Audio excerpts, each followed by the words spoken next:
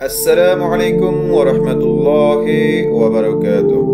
ইসলাম প্রিয় দিনী ভাই ও বোনেরা, আশা করি আল্লাহর অশেষ রহমত ও মেহেরবানিতে আপনারা সবাই অনেক ভালো আছেন।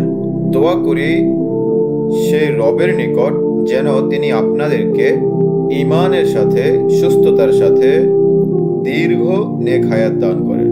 শিয়া বনাম আহলে সুন্নাহ ওয়াল জামাতের মধ্যকার আকীদাগত পার্থক্যের আলোচনা সমূহের মধ্যে গত পর্বে আমরা আলোচনা করেছিলাম শিয়ারা হযরত মুহাম্মদ সাল্লাল্লাহু আলাইহি সাল্লামকে অপমান করা, হযরত আলী রাদিয়াল্লাহু তাআলা আনহু, হাসান রাদিয়াল্লাহু তাআলা আনহু ও হুসাইন রাদিয়াল্লাহু তাআলা আনহুকে অপমান করার আকীদা নিয়ে।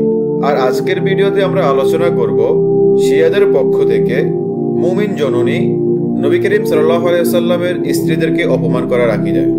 বিস্তারিত আলোচনা শুরু করার আগে আপনাকে বলবো, আপনি যদি আমাদের ভয়েস অফ উইজডম ভিডিও চ্যানেলে নতুন হয়ে থাকেন তাহলে অবশ্যই চ্যানেলটি সাবস্ক্রাইব করুন এবং বেল আইকনটি ক্লিক করুন।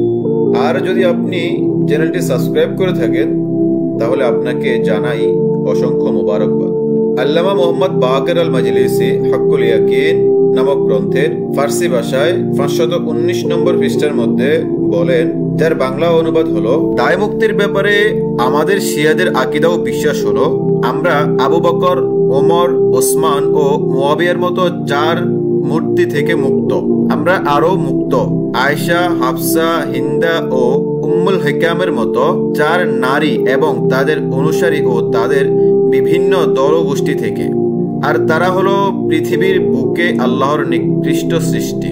আর তাদের শত্রুদের থেকে মুক্ত হওয়ার পরেই শুধু আল্লাহ, তার রাসূল সাল্লাল্লাহু আলাইহি সাল্লাম ও ইমামদের প্রতি ঈমান পরিপূর্ণতা লাভ করে।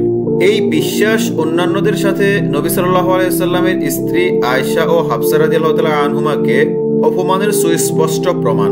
অথচ আল্লাহ সুবহানাহু ওয়া তাআলা তাদের ব্যাপারে কোরআনে বলেন, সূরা আহজাবের 6 নম্বর আয়াত, আন-নাবিয়্যু আওলা বিল মুমিনিনা মিন আনফুসিহিম ওয়া আজওয়াজুহু উম্মাহাতুহুম। নবী মুমিনদের নিকট তাদের নিজেদের অপেক্ষা ঘনিষ্ঠতর এবং তার স্ত্রীগণ তাদের মাতা।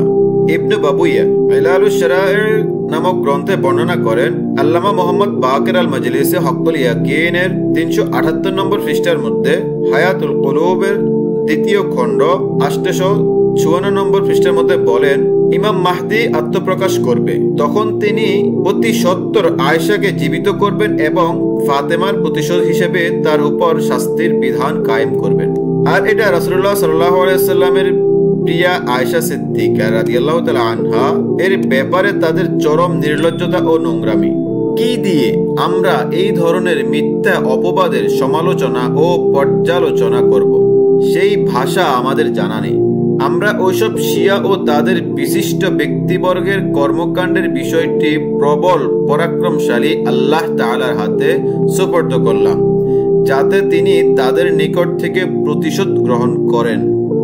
আর তাদের শায়েখ মকবুল আহমদ তার তরজমাতুল লিমানিল কুরআন এর 840 নম্বর পৃষ্ঠার মধ্যে উর্দু ভাষায় বলেন, যার বাংলা হলো এইরকম, যে সূরা আল আহজাবের 3 নম্বর আয়াত অনুযায়ী নিশ্চয়ই উষ্টের যুদ্ধে বসরা সৈনিকদের সেনানেত্রী আয়েশা অশ্লীল কাজে জড়িয়ে গেছে। আহমদ ইবনে আবি তালিব আত-তাবারসি আল ইহতিজাজ নামক গ্রন্থের 2য় খণ্ডের 240 নম্বর পৃষ্ঠায় উল্লেখ করেন, আলী আলাইহিস সালাম উম্মুল মুমিনিন আয়েশাকে উদ্দেশ্য করে বললেন, আল্লাহর শপথ, তিনি আমাকে তাকে তালাক দেওয়ার সিদ্ধান্ত দিয়ে গেছেন। রাসূলুল্লাহ সাল্লাল্লাহু আলাইহি ওয়াসাল্লাম আলী আলাইহিস সালামকে উদ্দেশ্য করে বলেছেন, হে আলী, আমার স্ত্রীদের বিষয়টি আমার অবর্তমানে তোমার হাতে দিয়ে গেলাম।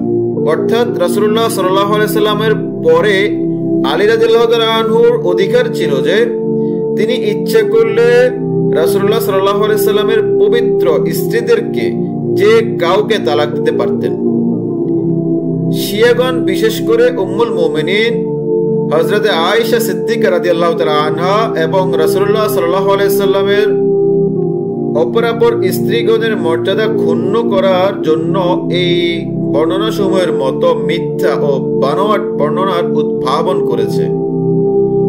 অথচ আল্লাহ সুবহানাহু ওয়া তাআলা কোরআনে কারিমের মধ্যে নবী সাল্লাল্লাহু আলাইহি ওয়াসাল্লামের স্ত্রীগণের গুণাগুণ বর্ণনা করেছেন। তিনি তার নবীকে উদ্দেশ্য করে তার সকল স্ত্রীদের শানে বলেন, লা ইয়াহিল্লু লাকান নিসাউ মিন বা'দু ওয়ালা আন তাবাদদালা বিহিন্না মিন